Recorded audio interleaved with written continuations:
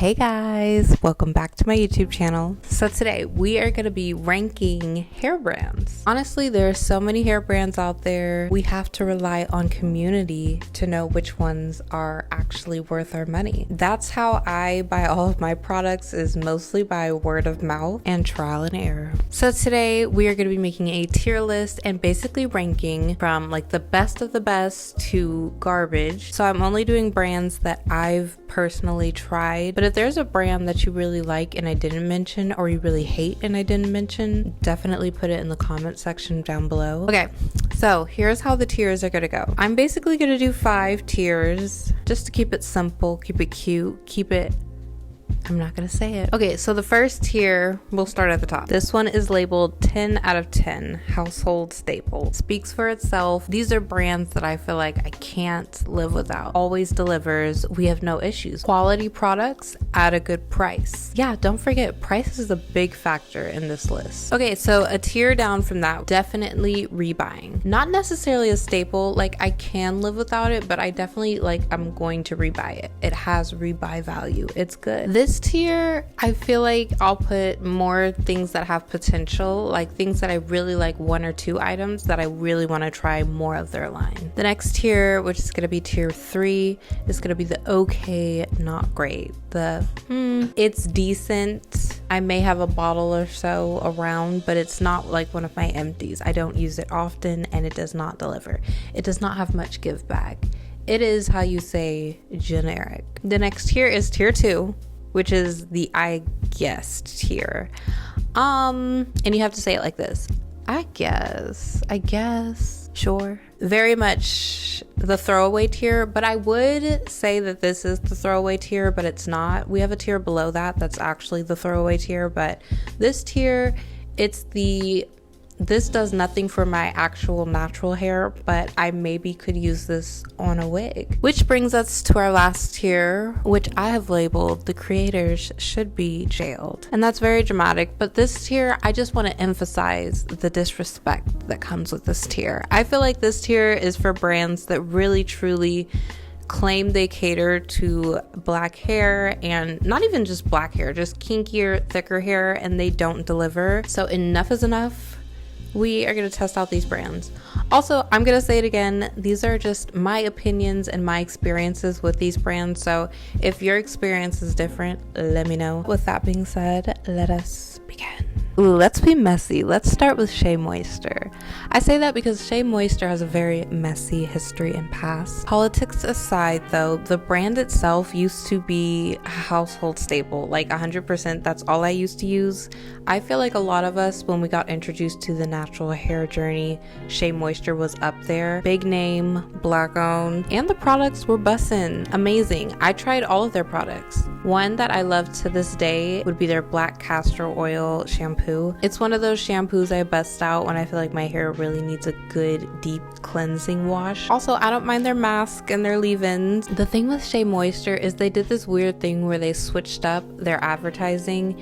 It's one of those brands where they really truly, they said they cater towards, kinkier hair. I don't even want to say black women because it was mostly us, but really it was if you had kinkier hair. And all of a sudden, they opened up their hair care products to everyone. And we love to share, let's be clear. We don't gatekeep products here. Okay, but the gag is they started to change the actual ingredients, recipes, the actual things that they put into the hair. When you cater to everyone, you have to tweak it. You got to change a few things.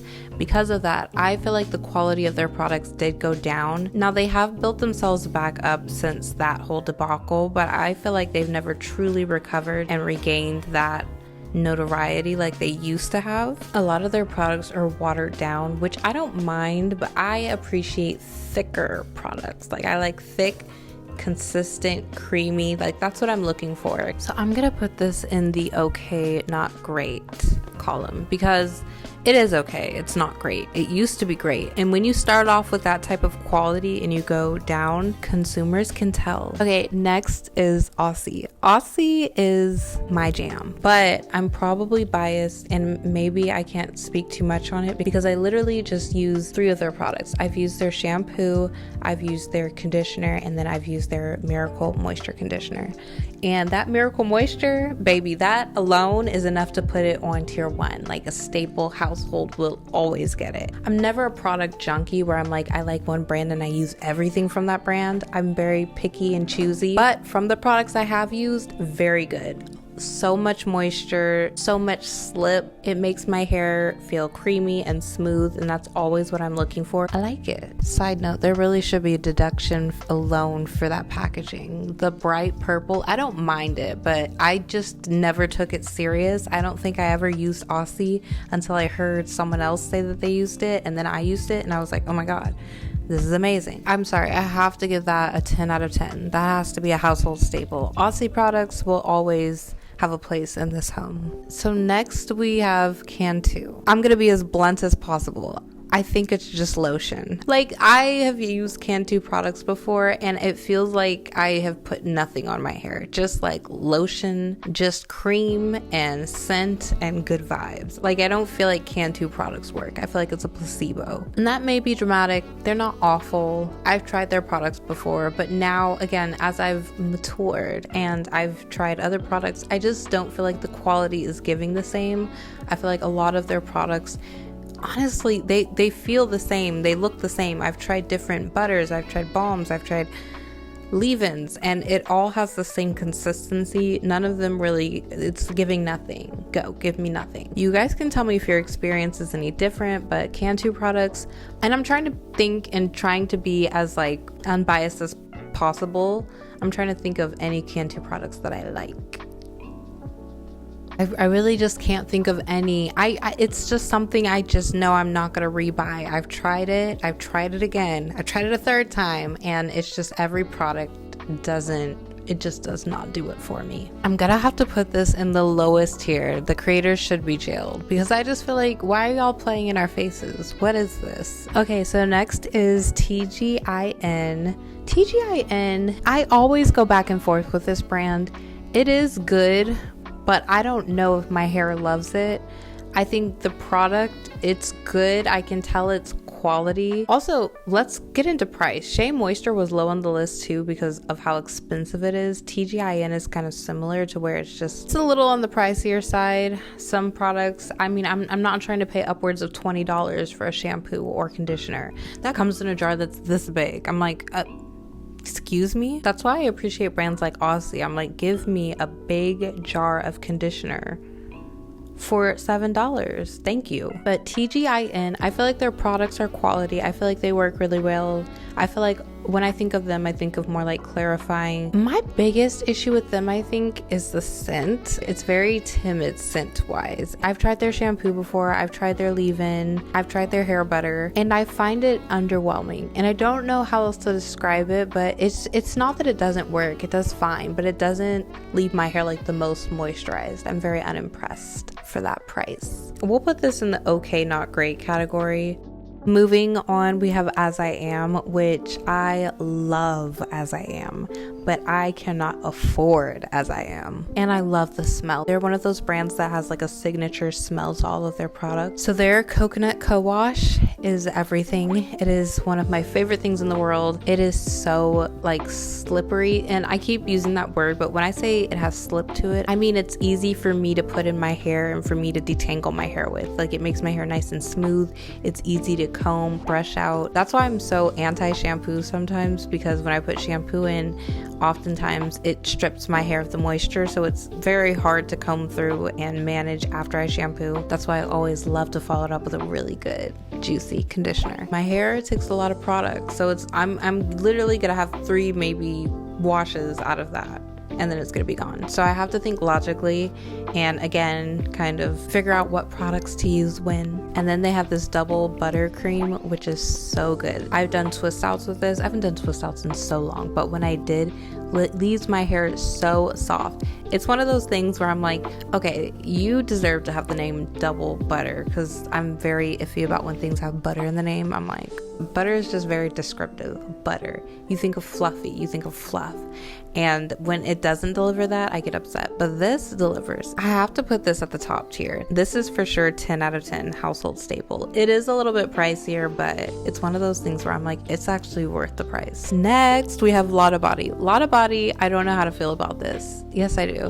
I like one of their products, and one of their products only, and that is their foaming mousse. I'm sure you are familiar. I'll put a picture of it on the screen. Tried a lot of different foaming mousses, and this is one of the good ones. This is one of the top 5 for sure. My only thing is I don't know how to rank this brand, because the rest of their products are, how you say, garbage, trash, awful. I've tried their edge control, which I don't know whose edges those are taming, but not me, not these. I've tried their moisturizing styling milk. Again, not a fan. Very much giving like this is lotion. Like it just doesn't do anything for my hair. It didn't give me hold. It didn't give me any moisture. In fact, it left almost like this residue. I can't even explain it, but it's like, have you ever done a twist out and you undo it and it's not soft, but it almost feels like streaky, like there's dried product in it still. Like the product has dried, but it's not like, it didn't melt into the hair like it normally does. It's almost sitting on top of it.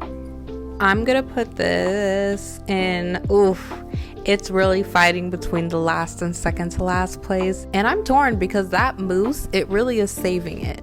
It really is saving it. So I'm gonna do second to last and the I guess ... All right, so next we have Talia Withed, which I feel like this brand is like overhyped. Like I'm like, not too much. Tried their curl elixir, didn't really do much for my hair. Tried their curl creams in general. I'm like, I may not be using them right. That could definitely be a possibility, but usually when I get a curl cream, it does nothing but sit on top of my hair. I will say I do like their clean and curly line. I do have their shampoo, and the shampoo is good. It reminds me of that black castor oil Shea Moisture, just very clarifying. I don't love the scent again, and I'm so big on scent. It doesn't have to be fruity, it doesn't have to be overbearing, but I don't want it to smell like a medicine cabinet, or like just, I don't know how to describe it. It smells just like very serious, not even like cologne-y, just like very like I can smell the chemicals. So for Talia Withed, I'm gonna put that in the okay not great aisle, because it is okay not great.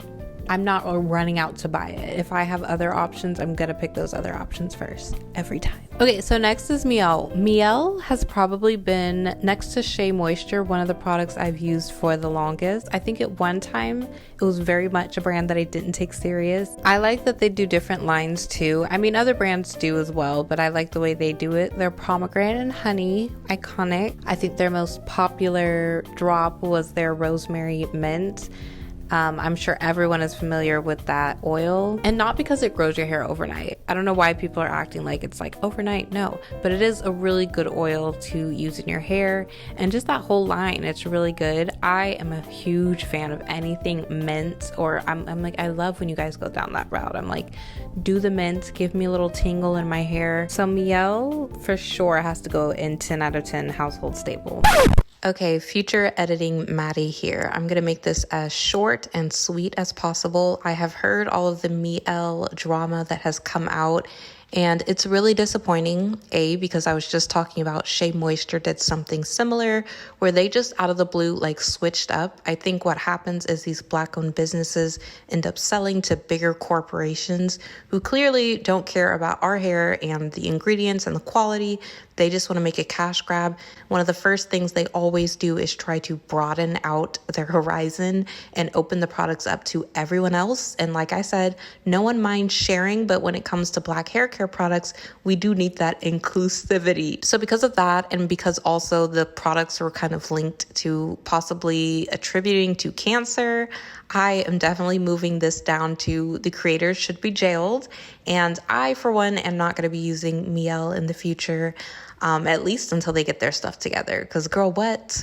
Okay, Camil Rose. Oh my God. Another one with like a signature smell, and the smell is rainbows and butterflies. It smells so good. I think they had like a milk moisture mask or something like that, and I tried it from their brand and I was obsessed. Very creamy, and it's creamy and lightweight at the same time. Don't know how they do that. My only beef is how small the packaging is. Like everything comes in the smallest tubes, and I'm like, oh my God. If you know, you know. Like I'm just like, I need more product. I can't, like, this is gonna give me a wash and a half, not even two. Their almond twisting butter. Like I said, I have not used a lot of these products in a while because I just haven't done a lot of twist outs, braid outs, things like that in so long. But when I was heavy into my natural bag, I was using Camille Rose, and it is just the best quality products. My mom put me onto those, which again, I have this weird thing about packaging. Sometimes I'll see something and I think it's not like for me automatically, and I just overlook it. So I had seen their packaging for the longest, but because it's kind of pink and girly, I really assumed it was kind of more for children packaging. I'm putting this up there. This is in the household staple. Cream of Nature. Oof. This is a tough one. This is a tough one because Cream of Nature, we go back, okay? We have a lot of history. Cream of Nature is garbage. It is trash. It's not great. That's it. It's just not great. The only reason why I give it grace is because they have a really good line of hair dye, and I always have used their hair dyes since I was younger. I don't know how hard it is to produce hair dyes, so it could be like a really easy cash grab for them, but I feel like their hair dyes, that is a solid foundation. Their hair products, questionable. Whenever I see Cream of Nature, I just automatically think of argan oil everything, and I'm like, well, yes, I don't mind you putting argan oil in everything. I really don't, but I feel like they use that and that's it. Like that's where it begins and ends. Like, oh, there's argan oil in here. Okay, that's cute. But what else? This one I'll label an in the moment product because you're washing with it. Everything's going great. The smell, I don't mind. Nothing like that. It's just the after effect. It's like after I finish styling my hair, I don't see anything of what the product has done. And usually I'm not saying like with other products I can see it like, oh my gosh, after one wash, like, this is a miracle. But I feel like with this specifically, I feel like, what did I just put on my hair? Nothing. Because of that, Cream of Nature has to go in the creators should be jailed. Like I said, you guys do really good when it comes to hair dye, but I feel like we can separate hair dye from the actual rest of the products. And if we're just judging it off of products alone, it's giving trash. Okay, so last on our tier list is going to be a brand called Kinky Curly, and I put this one last with a disclaimer because I really have only tried 2 of their products, but I really like the 2 of the products. So it is Kinky Curly, and this brand, it reminds me a lot of Camille Rose, like lighter products, like not super heavy, super thick, super creamy, but more lightweight for sure. Lightweight, yet it leaves your hair so soft and smelling so good. So it's one of those sneaky ones that you wouldn't expect to work really well with kinkier hair, but it just does. So their Not Today leave-in conditioner, so good. It's a leave-in detangler, and it really does make detangling so much more easy. I have tried their curling custard, and it's pretty good. It's not, I compare everything to Eco Style gels, so it's not Eco Style to me. It doesn't obviously give my hair, I think, the same definition, but it does have definition and keep my hair soft. This one I'll put in the definitely rebuying stage because I just need to make a note to try more of their products. 2 honorable mentions that I wanted to say were the bread brand. I want to try them so bad. I've only ever tried their oil. That hair oil has crack in it. It smells good. I love the bottle, the packaging. It's very demure. The last honorable mention is Taraji P. Henson and her brand.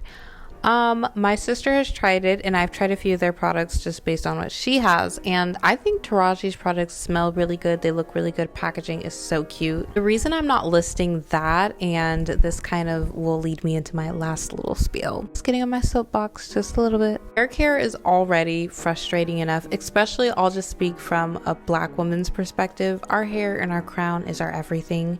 If you're trying to sell us something, don't you dare play in our face. I don't think there's anything wrong with a celebrity trying to sell us hair care products. Everyone's gonna try to monetize off of something. It's up to the consumer to have discernment and to do your research and spend your money where you want. At the end of the day, I want what works.